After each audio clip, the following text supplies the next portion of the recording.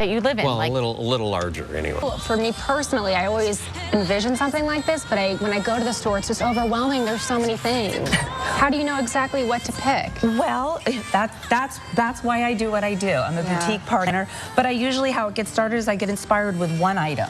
We go now $1. All righty, we go now $1, $1, now, $2, now, $2, now, $2, now, $2, now, $2, now, $1, $1, $1, now, $2, now, $3, now, $3, now, $3, now, $3, now, $3, and a half, and a half.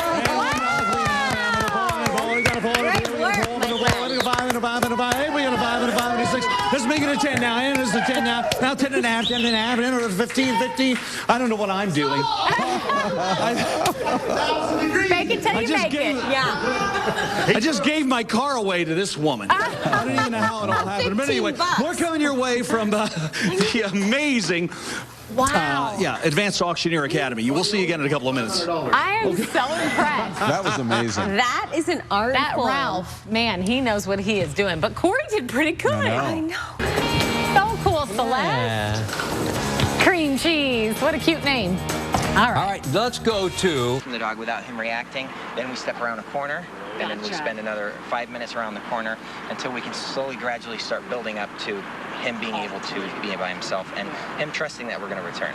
Excellent tips, and a lot of patience, guys, is something that you should have as well, obviously, because it sounds like it's a long process, but something that is doable. From Balancing Paws Dog Training Facility, where we've got my friend Charlie here, who is anxiously waiting at the gate. And one of the concerns is that if we open the gate or even start to, he's just going to bolt right out. And it's something that a lot of dog owners have a problem with. So Yoni, the head of this training organization, is here to talk to us about the problem and about how to fix it. Good morning to you. Good morning. How's it going? It's going well. Maybe not so well for Charlie if he goes bolting into the street. Why are dogs inclined to do that? Well, dogs are very inclined to going to explore and learning new things and smell. Very tempting, especially at a door that's not always opened, to try to go for it. Exactly. And is this something you've seen with Charlie? I mean, we see him waiting there, but has he tried to hop out? We've actually been working with Charlie for a while. In everyday situation, whether it be your house at the front door or, you know, a gate like a dog park or really anything. Perfect. Well, Yoni, take us up to the gate. Show us what the steps would be. So, well, Charlie's going over there to get some Now water. Charlie's thinking, oh, I don't really want to bolt, actually. To get some water. So what we're going to do is we're going to just kind of get him a little bit interested, exactly. Charlie, we're going for a walk. So here he comes right here. So as slow as he's coming out, what we don't want him to do, even though he's not trying to necessarily bolt, the second he tries to kind of just step his head out, I close the thing in his face so he realizes that, okay. There's something coming toward my head. Okay. Exactly. You see how he kind of took I don't know if you guys saw that on the camera, but he took a little step back over there. Okay. So what he's learning is that, okay, well, even though this door is open, it's not necessarily my turn to go out there. Okay? So it's all about making sure that they understand, because they don't really, you know, as far as they know, what's out there, cars, bikes, you know, they don't know they can get hurt. And what do you do with a dog that even when you repeatedly, Charlie obviously is doing well with his training. Charlie's doing really well, yeah. But if a dog is just, I mean, really persistent and at the gate. You just have to be just as persistent as them. But no, and I want to point out too, like you asked that, because safe, obviously you don't want your dog running out into the street, and pretty simple tips to make sure your dog stays safely indoors. We'll catch you guys later. I was diligently taking split interchange. And then out on the inbound side of the 10, you see that accident right there at 75th Avenue. We'll work our way over to the 51. We've got a crash there as well. That one's at 32nd Street. A little sluggish on the 51 this morning as you work your way inbound, specifically around the northern area. But look at this. This is not what you want to see. On a happy tune on a Friday. Yes. Right? Yes. You got to break ahead. We didn't even announce that this morning. But it's Friday. Well, we got 3 hours to keep letting people know. We'll mention it several times going forward. Hey, Celeste, out in the newsroom with some news stories for us. What are you seeing this morning?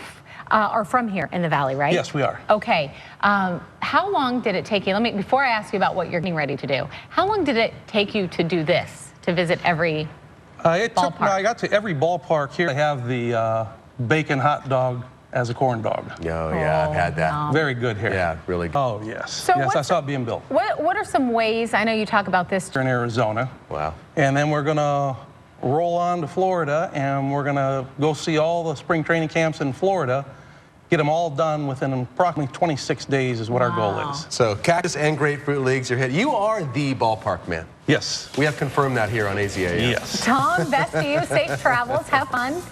And thank you so much for being here. Nice to meet you. Have a nice time. Thank you very much. Good stuff. He's into baseball. Yeah, I would say so. Yeah. And he likes big hamburgers. Yeah. Yeah. Ultimate prize for a Cubs fan. Governors, including Doug Ducey, in Washington, D.C., meeting with the Trump administration to come up with a new measure. The White House is also urging the Senate to resume efforts to repeal the Affordable Care Act. President Trump vowing to end 2 government programs tied to Obamacare. A new push is now underway. Well-deserved. Congratulations to him. Have you ever had trouble getting a Pay you, what do? Don't count on the state to get the money for you. And tonight, Joe lets you know how even with a pattern of complaints, you're on your own for this one. Turning to fake turf to line the streets and save thousands of dollars. The first of its kind program now being tested near 67th Avenue in Beardsley. Saving on water, just the beginning. Vasquez learned Cody's father is determined to continue fighting until he has justice for his son. Tonight, a dramatic rescue all caught on video. A man and his dog saved from rushing floodwaters in Colorado. The man had parked in a dry... Stunned. Well, here's a phrase I don't use very often because it's trendy and all that. I can't even. How many times did I look at you and go, I can't even? Only tonight as a result of this game. Yeah. Let's go to Jude. He can straighten it out. I can't even.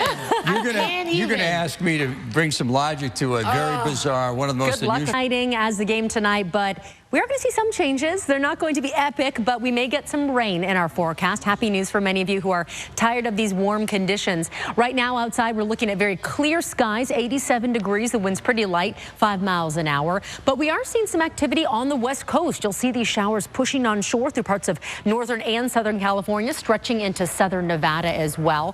Now, the valley, while we may not see a huge washout, we are going to be influenced by this area of low pressure off the coastline in the Pacific Northwest, in addition to a push of moisture to our south over the international border. As we take a look at the forecast models, they've changed even in the past few hours, but what we are going to see for sure is a push of cloud cover into your Monday, perhaps some scattered activity, best chance into the high terrain. There are no accidents to report, so let's take a look at the big picture to talk about the areas that are slowing down though, and one of them is on the 10 heading eastbound, but still not that bad because it's slowing down at 67th Avenue, moving 25 miles per hour, and it continues to stay slow until you reach the stack. But when you reach that stack, it's moving 14 miles per hour, and the 17 southbound Durango curve, when you hit 19th Avenue, is moving 26 miles per hour. So that's the big areas that are slowing down. Other than that, things are looking really well, and I'll give you some travel times in my next report. Tram? Vanessa, thank you. It's now 6:01, and then over here on the 60 this morning, westbound out there in the Apache Junction area at Chrisman Road, we've got a crash there.